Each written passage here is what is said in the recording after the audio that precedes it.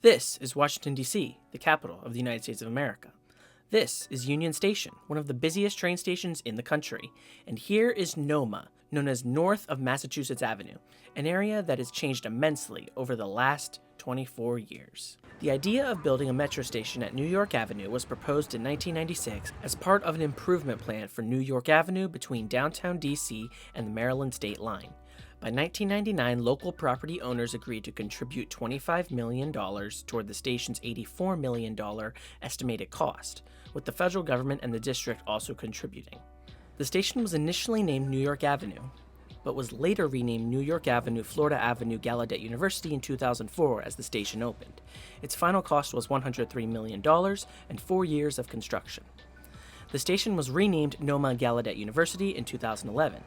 NoMa coming from North of Massachusetts Avenue and Gallaudet being a local university for the deaf about a 15-minute walk from the station.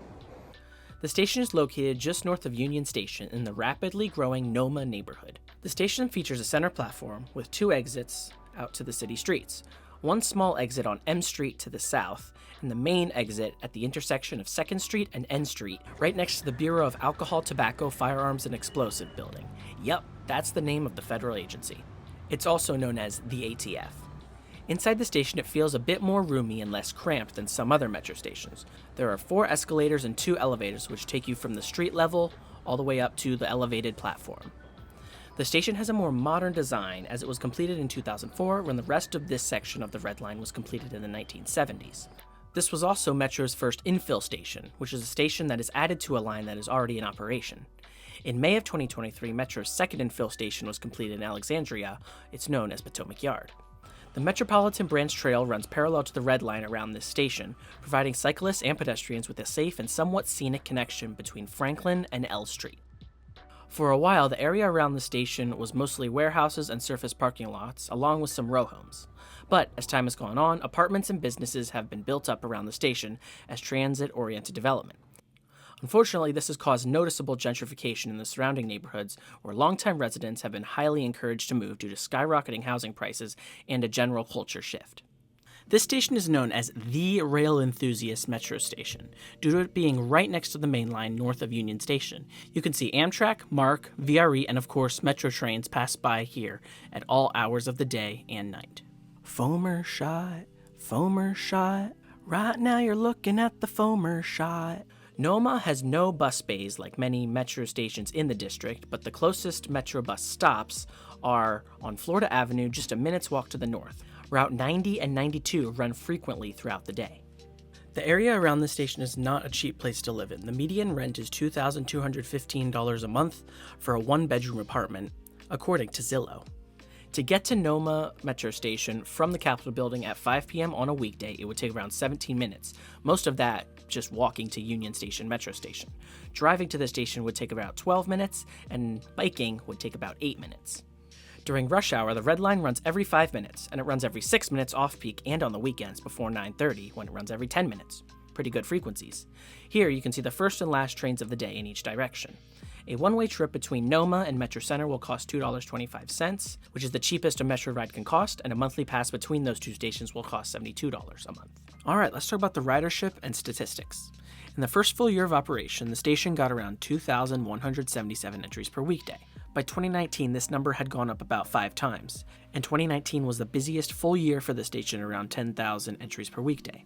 In 2023, the station had around 8,100 entries per weekday, and in 2024, there were a bit over 10,000 entries on weekdays, 7,800 on Saturdays, and 5,800 on Sundays as of October. The data also shows that 2024 will most likely be the year with the highest average entries per weekday, with just a few hundred more than 2019, at around 10,200. This makes it the station with the highest recovery to 2019 levels on the DC Metro system at just over 100%.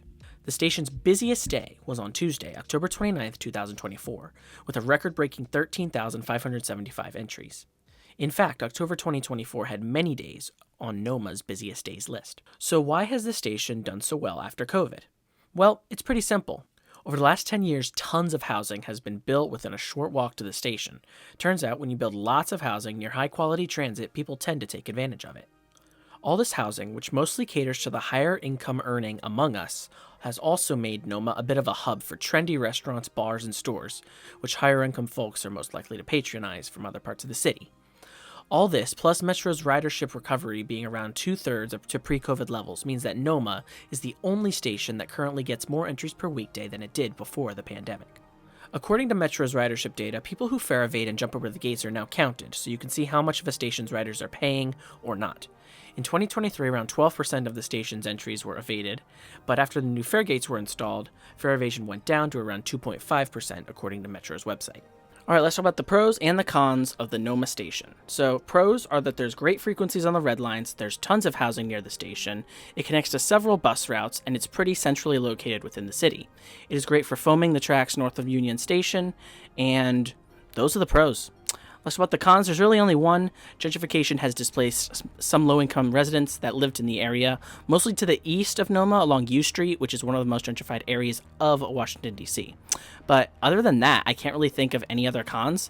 It's a really nice station. It gets crowded, so that can be annoying, and I guess that could be a con. But generally, it's a really solid station, and other than the gentrification, other rail systems and even parts of Metro should consider doing something similar and just going crazy with the housing and hopefully putting a little bit dent in housing prices. So I rate this station a 9 out of 10. Almost a perfect score. Thank you very much for watching this video. Have a great day. Remember to go touch some grass, and I'll see you in the next one. Peace out.